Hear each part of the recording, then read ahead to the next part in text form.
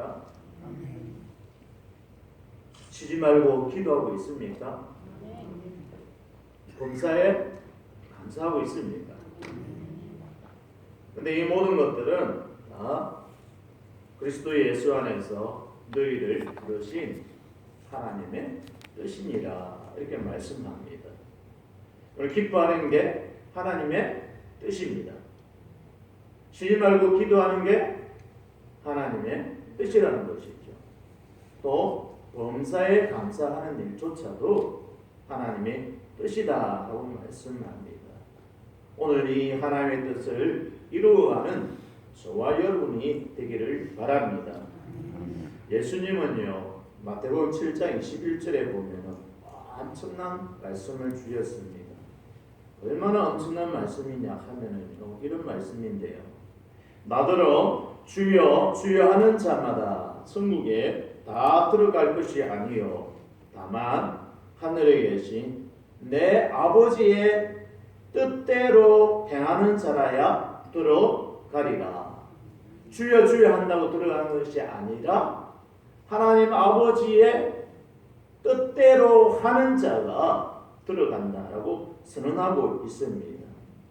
또 주님께서 주신 주기도문을 보면은요 이런 주기도문이 있잖아요. 뜻이 하늘에서 이루어진 것 같이 땅에서도 이루어지이다 라고 기도할 것을 가르쳐 주었습니다. 어떻게 보면은요 우리 그리스도인의 생활은요 하나님의 뜻을 이루어 드리는 삶입니다. 아멘. 예수님의 삶 역시 하나님의 뜻을 이루는 삶이었습니다. 그래서 예수님이 어떻게 기도를 하셨냐 하면은요 겟세마네 동산에서 그 처절한 기도가 이런 기도지 않습니까? 내 뜻대로 마옵시고 아버지의 뜻대로 하옵소서. 우리 주님도 하나님의 뜻과 하나님의 그 계획 속에 기준을 맞추어서 내 뜻을 이루어하는데 그러나 내 뜻보다 하나님 뜻이 큽니다. 아버지의 뜻대로 하옵소서라고 기도하였습니다. 오늘 본문을 보면 하나님의 뜻이 무엇인가를 우리에게 말씀하고 있습니다. 그리스도 안에 있는 우리를 향하신 하나님의 뜻이 무엇일까요? 많은 것들이 있는데 오늘은 크게 한 두 가지만 이야기를 하려고 합니다. 여기 오늘 본문에 보면은 쉬지 말고 기도하라 이 말씀도 있고 뭐 기뻐하라 범사에 감사하라 이렇게 있는데 오늘 딱 두 가지만 하려고 합니다. 뭐 쉬지 말고 기도하라는 이 말씀은 여러분들이 잘 알고 있기 때문에 잘 안 되는 것 두 가지만 한번 해보려고 합니다. 첫 번째로 항상 신앙 고백으로서 기뻐하는 것입니다. 아멘. 우리는 하나님의 뜻이 하늘에서 이루어지기를 바라고 또 하나님의 뜻이 하나님에 의해서 이 땅에 이루어지기를 바라며 기도하고 있습니다. 결국 하나님께서 원하시는 말은 우리의 행복입니다. 그럼 행복해지려면 어떻게 해야 할까요? 기뻐하는 것입니다. 하나님이 원하는 그 행복은요 기뻐하는 것입니다. 결혼하는 신랑 신부가 부모에게 할 수 있는 최대의 호도가 무엇인지 아십니까? 그거는요 다른 게 아닙니다. 행복하게 사는 게 호도입니다. 부모님의 소원은 다른 것 다 필요 없다는 것이죠. 필요 없다 그럽니다. 그러면서 이런 말을 하지요. 너희들이 행복하게 살았으면 좋겠다라고 말을 합니다. 여기 속에는 행복해다오 하는 영혼이 소망이 기도의 제목이 담겨 있는 것입니다. 부모님의 뜻은 저들이 행복하고 기쁘게 살아가기를 원하고 있는 것입니다. 오늘 우리 하나님도 하나님의 뜻을 우리가 행복하기를 원한다는 것입니다. 그래서 무엇하라 그랬냐 하면은요 기뻐하라 이렇게 말씀하고 있습니다. 이 기뻐하라 이 말은요 명령어입니다. 해도 되고 안 해도 되는 게 아닙니다. 기뻐하라 이 말은요 항상 기뻐해야 한다는 전제를 담고 있습니다. 기뻐한다는 것은 어떤 소유나 성취해서 말미암은 것이 아닙니다. 그 자체가 신앙 고백적으로 해야 하는 것이 기뻐하는 단어입니다.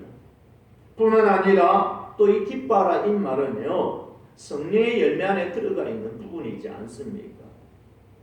밑에 읽어보면은 성령을 소멸하지 말며 이렇게 쭉 이야기하고 있습니다.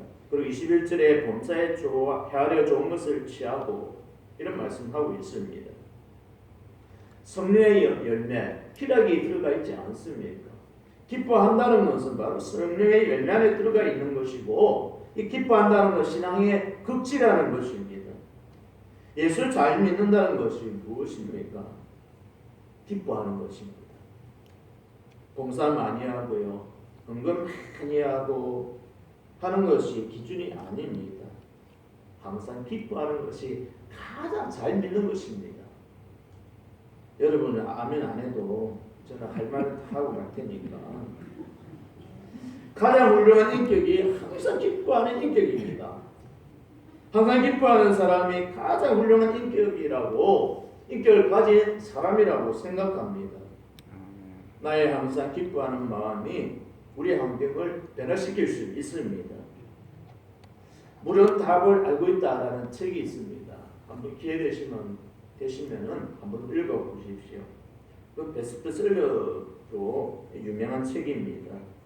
한평생 물에 대해서 연구만을 하신 분이 있는데, 일본에 사는 분인데 에모도 마사루라는 사람입니다. 이분이 교수가 쓴 책인데 온 세계를 다니면서 물에 대해서 연구를 했다고 그럽니다. 그런데 물을 깊이 연구하는 가운데 물의 입자를 현미경으로 이렇게 쳐다보았다고 합니다. 학대에서 보니까 물이 그 물 분자가 얼마나 아름답고 꽃처럼 빛나는 그런 모습을 하고 있다는 것을 발견하게 되었습니다. 그래서 자기 책에서 물의 이 입자가 이렇게 아름다울 수가 없구나 하면서 그 아름다운 모습을 책에다 담았다고 그럽니다. 근데 참 놀라운 것은요, 이런 아름다운 모습으로 변화시키는 그런 것을 발견하게 되어지는데, 어떻게 발견하느냐 하면은요, 하루는 이 물을 향해서 이런 말을 했다고 합니다. 사랑합니다. 감사합니다. 행복합니다. 저는 기뻐합니다 하면서 이런 말을 했다고 그럽니다. 그런데 이 물 분자가 파동을 일으키면서 아름다운 꽃 모양으로 바뀌는 현상이 나타났다는 것입니다. 그 물빛이 더욱 이미 아름다운 말을 들었을 때 예쁜 모습으로 변화되어졌다는 것입니다. 그런데 어떤 사람이 이 물을 보면서 불평하고 너는 정말 믿게 보인다 하면서 안 좋은 말을 했다고 그럽니다. 그런데 물 색깔이 흐려지면서 탁한 모습으로 변화되어졌다라고 책에 기록하고 있습니다. 여러분, 물이 사람 마음에 파동을 일고 있습니다. 그리고 물도 변화를 일으키는데, 우리를 지으신 하나님께서 우리를 크게 사용하시려고 기뻐하라, 행복하라, 밝게 살아라 이렇게 말씀하고 있는 것입니다. 역시 그 책에 나오는 얘기입니다. 도시 안에 있는 조그만 호수가 하나 있었습니다. 그런데 이 호수가 있는데 그 호수의 물을 잘 관리를 못했어요. 그러다 보니까 이 물고기가 살 수 없을 정도로 탁한 그런 호수가 되었습니다. 그런데 그 호수가에서 커다란 야외 음악당이 있어가지고 거기에서 오케스트라가 축적되어져서 하는 사람들이 거기에서 연주를 하면서 함께 노래를 불렀다고 그럽니다. 수천의 사람들이 모여서 그 음악을 들었고요. 또 많은 사람들이 음악에 도취되어져서 함께 노래를 부르다 보니까 그 호수의 물이 살아나는 역사가 나타났다라고 합니다. 이게 실화인지 아닌지 정말 헷갈리죠? 근데 여러분, 여기에서 말하고자 하는 것은요, 이게 기뻐하고 좋은 마음을 가지고 말하는 것은 저 엄청난 파동의 역사가 나타난다는 거예요. 여러분들이 믿음의 말을 할 때에 하나님이 역사하지 않습니까? 기도하는 것 그 한마디가 하늘을 움직이지 않습니까? 그래서 결국에는 이 물이 호수가 물고기들이 사는 그런 호수가 되어졌고 또 그뿐만이 아니라 많은 사람들이 찾는 호수가 되어졌다는 것입니다. 여러분 그렇습니다. 정수된 물을 먹어도 물을 마주하고 있는 마음가짐이 어떠냐에 따라서 달라지는 것입니다. 물의 가장 좋은 정수된 물은요 필터가 아닙니다. 사람의 마음에서 되는 것입니다. 좋은 마음에서 좋은 물을 마셔야 건강이 되는 것입니다. 여러분도 한번 실험해 보시기를 바랍니다. 집에 가면 하초가 있잖아요. 저희 집에는 하초가 많습니다. 근데 하초를 키울 때에 휘파람을 불면서 찬송하면서 만지고 물을 줘 보십시오. 그러면은 그 하초들이 잘 자라게 될 것입니다. 그런데 기분이 나쁜 채 울면서 부부싸움하고 난 이후에 아이고 내 팔자에 하면서 물을 주면서 악담을 해가면서 하초를 한번 길러보십시오. 그러면요 우리 몸속에서 나오는 이 악독으로 말미암아 하초가 시들해진다고 그러지 않습니까? 여러분 그렇습니다. 하나님 오늘 기뻐하는 성도가 되기를 원하고 계십니다. 왜 그러냐면 우리 주변을 아름답게 변화시킬 사람이 누구냐는 것이죠. 그것은 바로 은혜 받은 저와 여러분들이 해야 할 일이기 때문에 그렇습니다. 오늘 우리가 기뻐하는 마음을 갖는다면 이 세상이 풍성해집니다. 이 세상의 삶이 달라질 것입니다. 항상 기뻐하는 그 마음이 천국을 만들어가는 것입니다. 이 사회를 아름답게 하기를 원하십니까? 공동체를 아름답게 하기를 원하십니까? 또 집에서 자녀들 앞에서 남편과 아내 앞에서 아름다운 행복한 가정을 만드시기를 원하십니까? 그렇다면 기뻐하십시오. 그러면 아름다운 가정이 될 줄 믿습니다. 오늘 하나님 말씀합니다. 이것은 기뻐하는 것은 내 뜻이니라. 하나님의 뜻이니라 라고 말씀합니다. 너희를 향한 하나님의 뜻이니라. 이 말씀을 부여잡고 살아가는 저와 여러분이 되기를 주의 이름으로 축복합니다.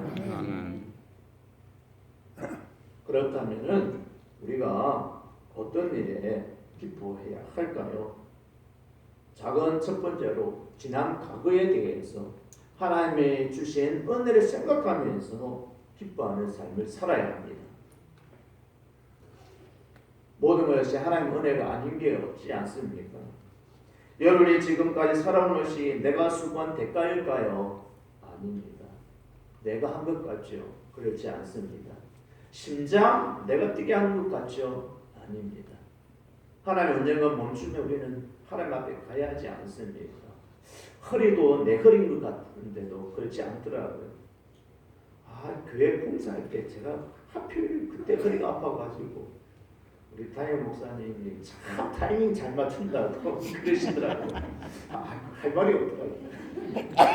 아프고 싶어서 아팠나 그랬는데 말은 못하겠고 그렇더라고요. 허리도 가지고 있지만 내 허리가 아니더라고요. 아파 보니까 이것도 내게 아니구나. 야, 계단 한 계단 올라가는 게요.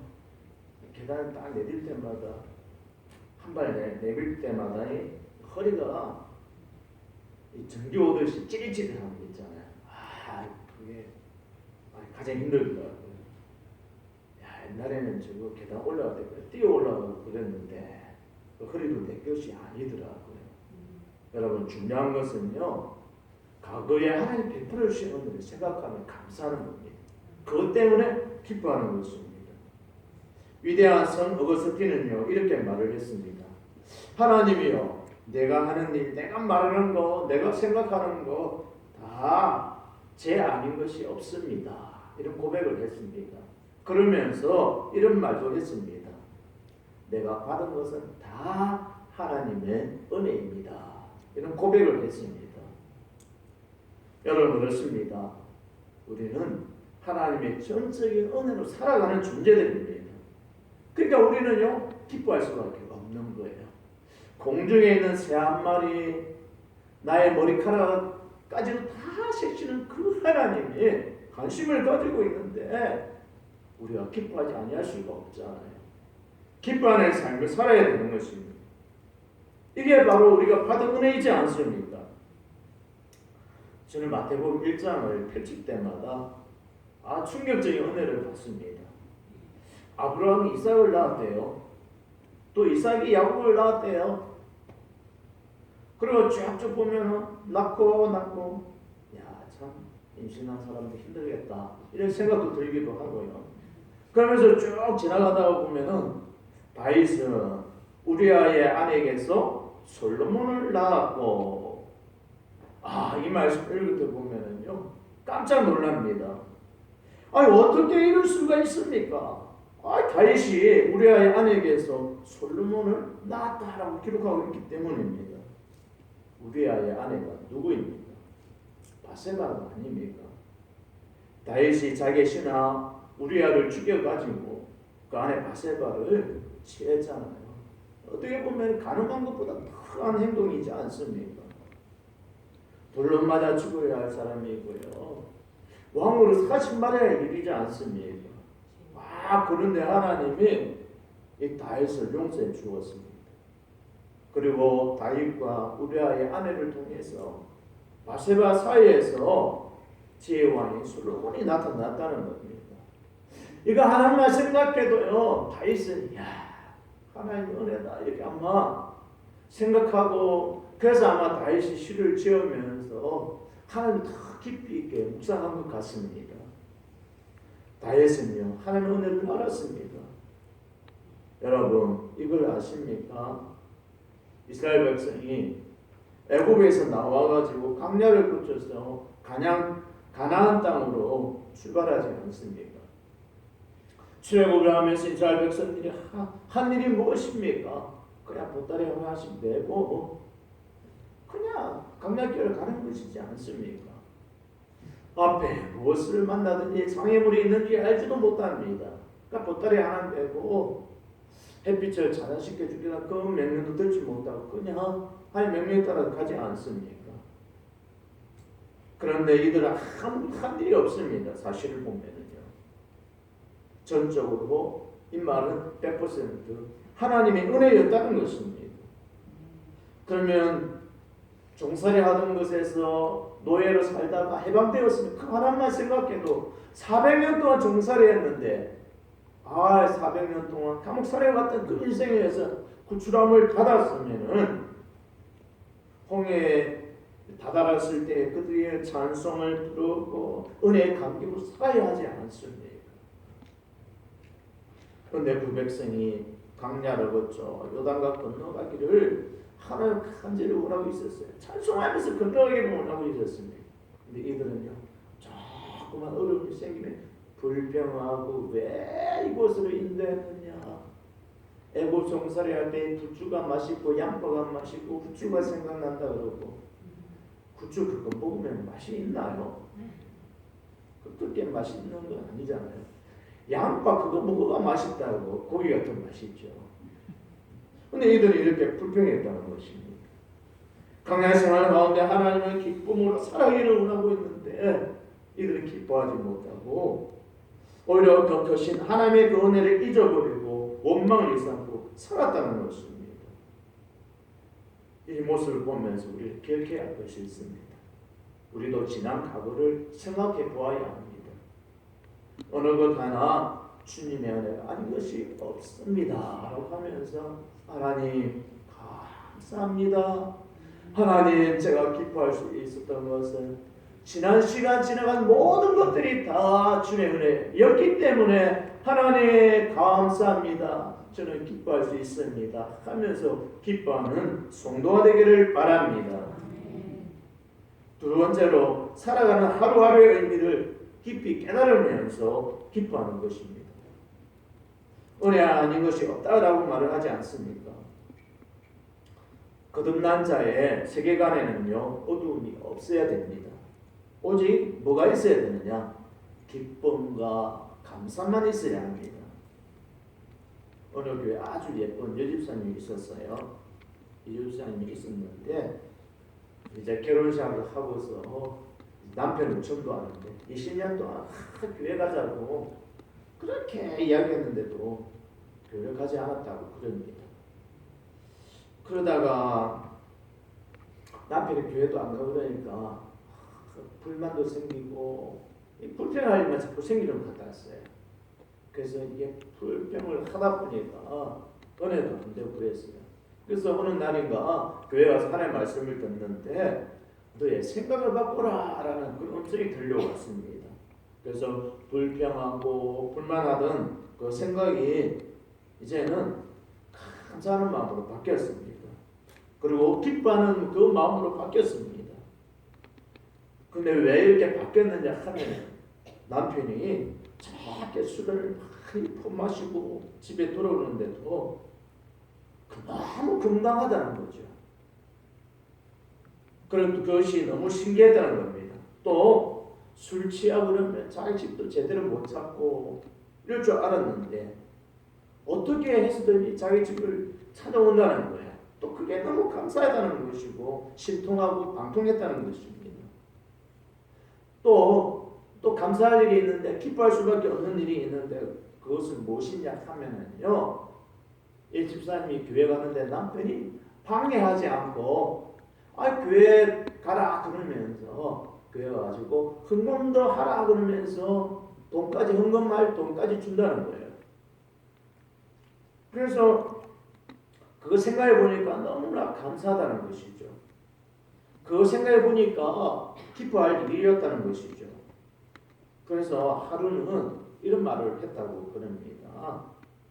여보, 나 아무리 생각해봐도 결혼 잘한 것 같아.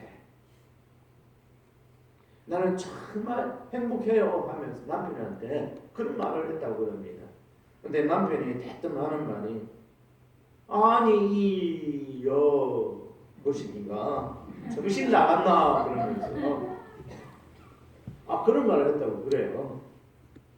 그런데도 이 집사님은 포기하지 않고 그 다음 날 입선날 둘째 날 딱 되었을 때 또 이런 말을 했다고 그럽니다.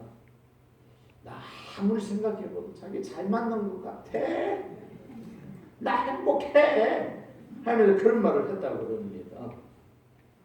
그랬더만은 이 여가 미쳤나 하면서 그런 말을 했다고 그럽니다. 근데 이 부인이요, 이 집사람이 포기하지 않고 셋째 날 딱 되었을 때 이런 말을 했다고 그럽니다.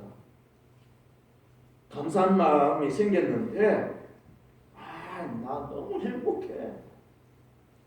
당신이 헌금하라고 돈도 주고 교회 가라고 방해도 안 하고 아이들까지 교회 가라고 그러니까 나 너무 행복해 하면서 이 집사님이 그런 말을 했다고 그럽니다. 그런데 이 남편이 그 말을 듣고 있더니 이 여 모시기가 미쳤나 돌았나 이 말 안 하고요 이런 말을 했다고 그럽니다. 나 교회 한번 나가줄게 그렇다고 그럽니다. 여러분 살아가면서요 하루하루 그 의미를 깨달으면서 그냥 기뻐해야 됩니다. 20년 동안 안 믿던 이 남편이 인내하고 참으면서 기뻐하니까요 하나님의 역사하지 않습니다. 기뻐하는 곳에 하나님의 역사가 나타납니다. 하나님의 뜻이 이루어질 줄 믿습니다. 여러분의 생각을 바꾸십시오. 선한 생각, 아름답고 긍정적인 것, 기뻐하는 그것이 큰 파동을 일으켜서 사람을 변화시키는 능력이 나타나는 것입니다. 마틴 루터는 이런 말을 했습니다. 인간의 궁극적인 목적은 우리가 가지는 궁극적인 목적은 구원이 아니라 하나님을 찬송하는 것이다. 하나님을 기뻐하는 것이다 라고 말을 했습니다. 이 말이 성경적이지 않습니다. 하나님의 뜻이지 않습니까? 사도 바울은요 빌보서 1장 3절 4절에서 이런 말씀을 우리에게 주고 있습니다. 내가 너희를 생각할 때마다 나의 하나님께 감사하며 간구할 때마다 너희 무리를 위하여 기쁨으로 항상 간구함은 감옥에 있는데 기쁨으로 간구한다 그렇게 이야기하고 있습니다. 기쁨으로 기도한다라고 그런 말씀을 우리에게 전해주고 있습니다. 누가 누구를 생각해야 될까요? 건강한 사람이 감옥 안에 있는 바울을 생각해야 되지 않습니까? 역설을 여기지 않습니까? 바울은 비록 감옥에 있었지만은요, 감옥에 있는 동안이지만은 진짜 천국의 삶을 살았습니다. 참 멋있지 않습니까? 신앙생활은 이렇게 해야 됩니다. 아멘. 아무도 안 하나요? 빌립보서에 보면 옥중 서신이지 않습니까? 옥에서 편지를 써서 성도들한테, 빌립보 성도들한테 기뻐하라, 내가 다시 말하노니 기뻐하라 라고 하면서 그런 기뻐하라는 말을 13번이나 빌립보서 몇 장 안 되지 않습니까? 몇 장 안 되는데 13번이나 기뻐하라 라고 기록하고 있습니다. 진정한 천국은요, 감옥에 있다고 천국이 아니라는 보장이 없잖아요. 감옥에 있다 할지라도 천국의 삶을 살면 그곳이 천국이 되는 것입니다. 아무리 남편이 나를 힘들게 한다 할지라도 내가 기쁨을 소유하고 있으면은요, 그 불편한 그 소리, 원망하는 그 소리 아름답게 들을 수가 있는 거예요. 그것이 나를 억누르게 하는 것이 아니라 오히려 그것 때문에 기도가 되고 그것 때문에 하나님의 뜻을 이루어갈 수가 있는 것입니다. 기뻐하십시오. 기뻐하는 것이 하나님의 뜻입니다. 아멘. 믿고 기뻐하십시오. 사랑하고 기뻐하십시오. 순종하면서 기뻐하십시오. 죄인하면서 기뻐하십시오. 냉정한 것을 떠면서도 하나님의 뜻이지만 그 마음으로 기쁜 마음을 가지고 봉사하십시오. 진정한 그 기쁨이 여러분을 행복하게 하는 것입니다. 행복할 때에 아름다운 파동이 일어나고 파급 효과가 나타납니다. 많은 사람을 기쁘게 하고 그 기쁨 속에 생명의 역사가 나타나기 때문에 오늘 하나님은 말씀합니다. 하나님의 뜻이니라. 무엇이 기뻐하는 것이. 할렐루야. 아멘. 하나님의 뜻을 이루어가는 성도가 되기를 바랍니다. 큰 두 번째로 우리가 해야 할 일이 있습니다. 감사하는 것입니다. 우리나라 생각할 때 정치 혼란을 봐도 그렇고 경제가 침체되어져 있고 코로나19 때문에 경제도 안 좋고 다 살기가 힘들다 그러지 않습니까? 그런데 이럴 때에 우리가 잊지 말아야 할 것이 있습니다. 그것은 바로 진정한 감사를 하는 것입니다. 하나님께서는 모든 방면으로 우리에게 고통을 주시기도 하지만은요, 고통 뒤에 즐거움도 주십니다. 때로는 건강도 주시고요, 병도 주십니다. 건강만이 하나님의 일이 아닙니다. 병들게 하는 것도 하나님의 일입니다. 그 속에 해야 할 일이 있기 때문이지요. 그러면 이 모든 사건을 통해서 하나님께서는 무엇을 원하고 계실까요? 항상 기뻐하기를 원하십니다. 항상 감사하기를 원하십니다. 감사를 만들어내는 자, 감사로 하나님을 영화롭게 한다고 오늘 11시 예배 때 들었잖아요. 감사하는 자가 하나님을 영화롭게 하는 것입니다. 감사하게 만들어 가야 할 소명이 바로 저와 여러분입니다.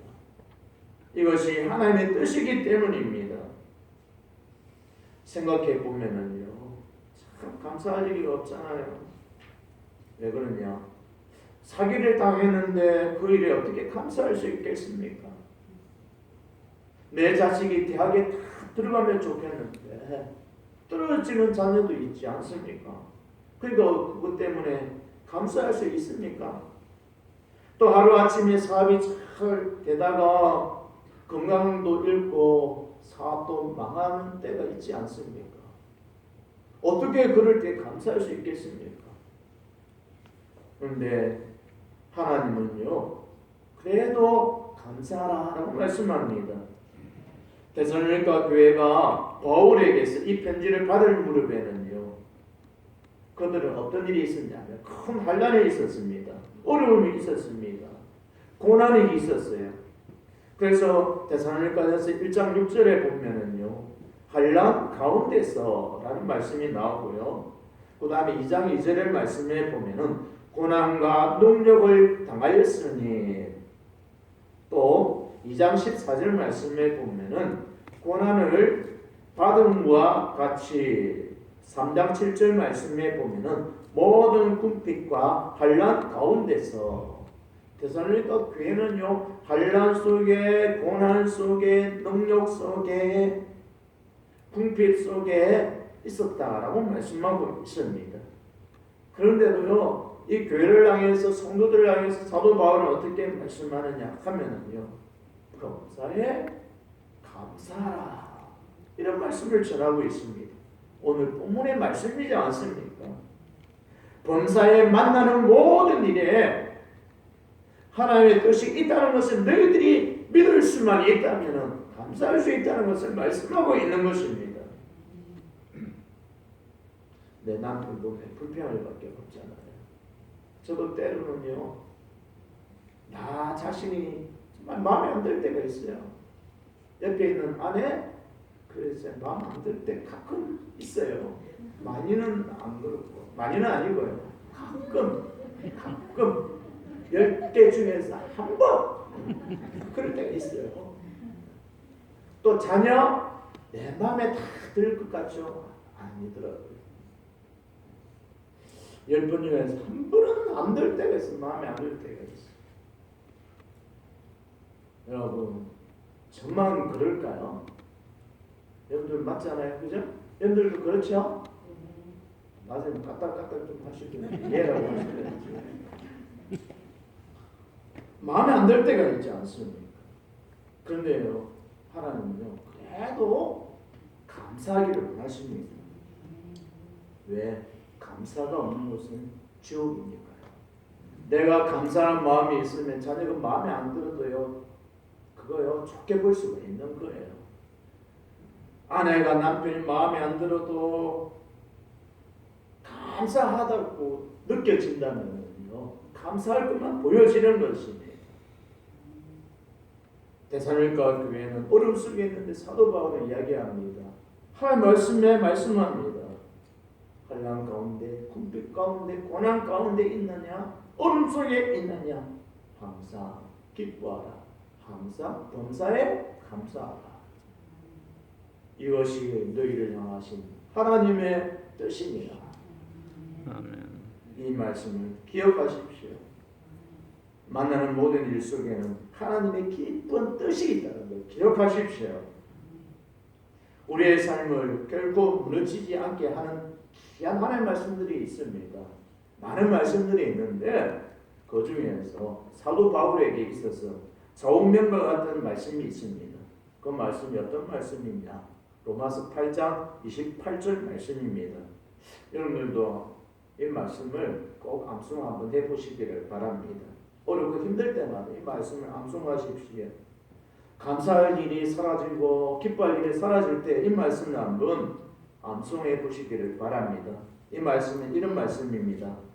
우리가 알거니와 하나님을 사랑하는 자, 곧 그 뜻대로 부르심을 입은 자들에게는 모든 것이 합력하여 선을 이루느니라. 이때는 아멘 이래야 돼요. 다시 해보겠습니다.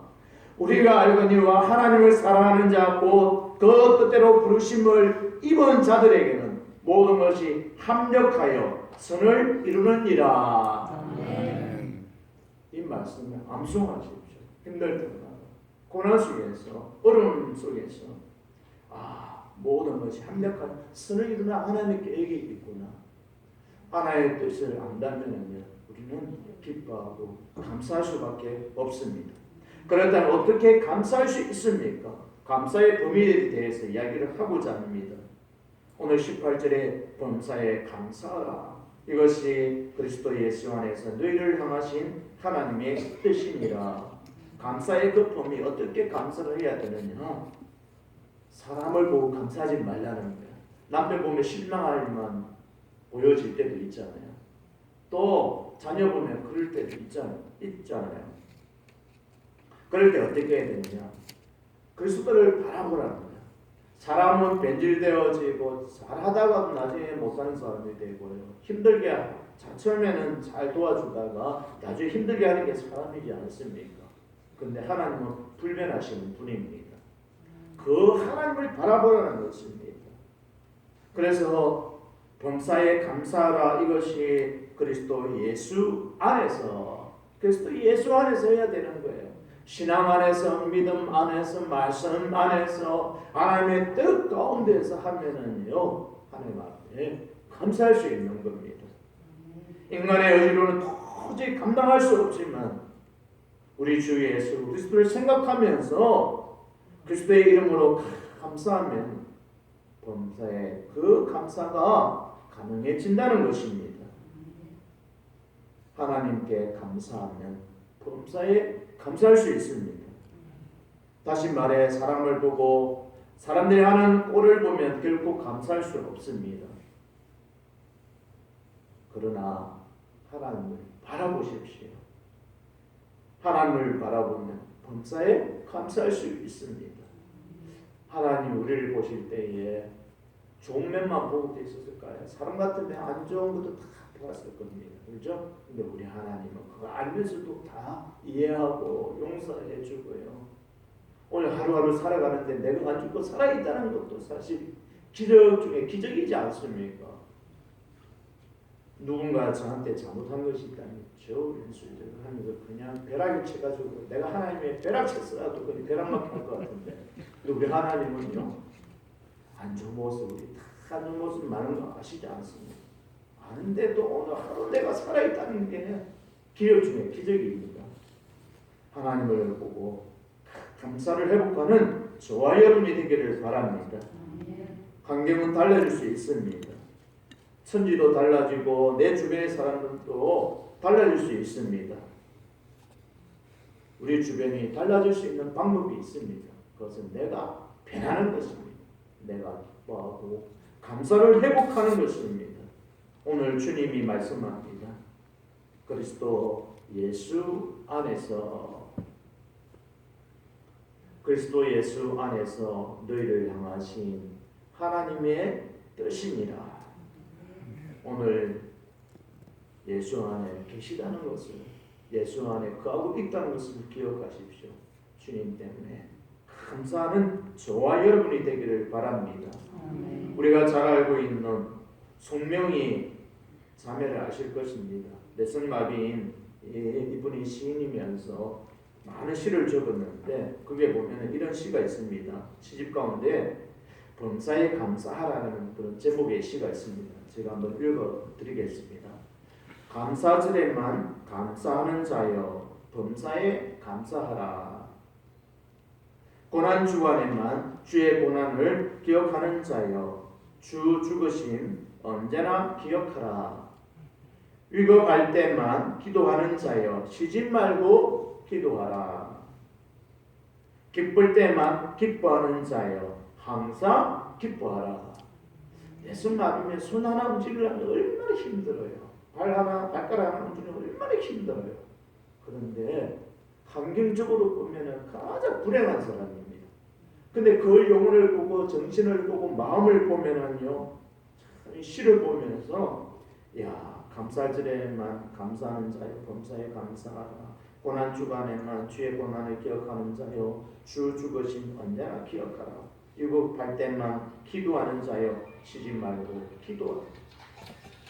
기쁠 때만 기뻐하는 자여 항상 기뻐하라. 멋있지 않습니까? 참 좋은 시인 것 같습니다. 여러분 그렇습니다. 주님이 나의 기쁨이 되니까 이런 시를 적을 수 있었습니다. 주님이 나의 사랑이기 때문에, 주님이 나의 소망이기 때문에, 주님이 나의 능력이기 때문에 이 시인은요. 그래서 이런 말을 했습니다. 나는 행복한 사람입니다. 이런 고백을 했다고 그럽니다. 오늘 사도 바울도 이렇게 말씀합니다. 하나님의 말씀에 이렇게 기록되어 있습니다. 범사에 감사하라. 이는 그리스도 예수 안에서 너희를 향하신 하나님의 어떤 뜻일까요? 그냥 뜻이 아닙니다. 기쁘신 하나님의 뜻입니다. 이 뜻은 오늘 기뻐하는 것입니다. 그리고 감사하는 것입니다. 이 두 가지를 잘 이루어가는 조화로운 성도들이 다 되시기를 주의 이름으로 축복합니다. 아멘. 기도합니다. 하나님, 우리 속에 기뻐하는 신앙이 되기를 원합니다. 시작을 주셨는데 구원받은 것도 감사한데 오늘 또 하루 살아가는 것도 하나님의 은혜에 있다고 고백하는 성도들이 되게 도와주옵소서. 우리 귀한 모든 성도들이 사람을 볼 때에 불평할 수밖에 없고 또 어렵다고 힘들다고 말을 할 수밖에 없지만 그러한 때에 하나님을 바라보고 말씀을 바라보고 주님을 바라보는 신앙이 되어져서 감사하는 자로 살아갈 수 있도록 은혜 베풀어 주옵소서. 아멘. 하나님, 저희들이 항상 하나님 앞에 감사하다라고 하나님 앞에 찬송으로 기도로 올려드리기를 원합니다. 아버지의 기쁘신 큰 뜻을 깨달은 저희들이 이 주의를 변화시켜 나가는 귀한 일꾼들 다 될 수 있도록 축복하시고 인도해 주옵소서. 아멘. 귀한 말씀 주심을 감사드리오며 예수님의 이름으로 기도드리옵나이다. 아멘.